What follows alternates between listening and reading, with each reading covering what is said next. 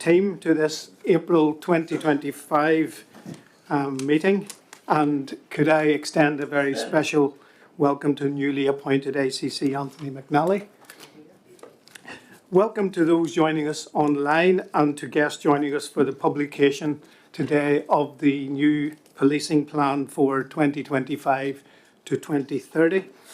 We're going to spend the first half of today's meeting in public walking through the new plan, which focuses attention to the future and how we want policing and policing oversight to meet the needs of the people of Northern Ireland going forward.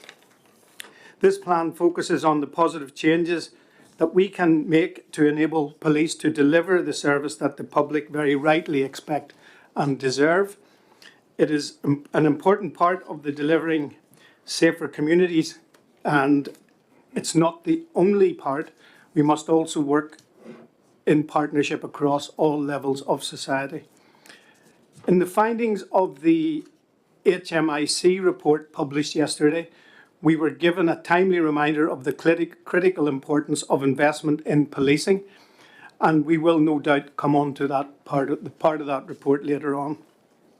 But for now, I want to hand over to my Vice Chair, Brendan Mullen, who is going to talk us through what the plan, and then I'll hand over to you, Chief Constable, to talk through the delivery of the same. Thank you, Chair. Thank you, Chief Constable, for those comments. And before I move on, could I take this opportunity to thank everybody who has given input into the policing plan, members of the board, members of your team, Chief Constable, particularly Deputy Chief Constable Bobby Singleton has been very close to this, and also all of those that have responded. Thank you, and thank you, Brendan, for leading on this on behalf of the board.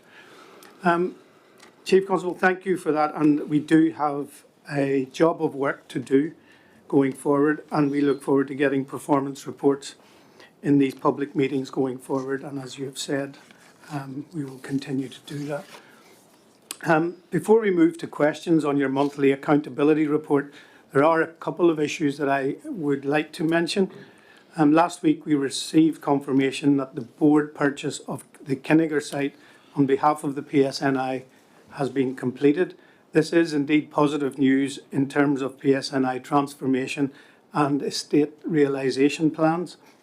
The decision to approve the process with the purchase of the site was based on very detailed briefings by the PSNI and opinions of experts brought in by you and your team, Chief Constable, by way of your own due diligence. Can I thank the staff of the PSNI who have undertook the considerable work to provide the necessary information for the board to enable a decision and for the work to be taken forward. So thank you for that. The board looks forward to receiving very regular updates around the progress to develop the site as a police college. On this note, I just want to mention that I attended attestation for new officers, and it is very heartening to see the numbers now coming through, albeit still not enough, Chief Constable, and the diversity of each new group that we're seeing on an almost monthly basis. Can I also thank all of those involved in the Team PSNI events? I attended one last month, and aside from having a very, very special guest present and present an award and commend the work of the PSNI, the event itself was indeed very, very positive, so thank you for that.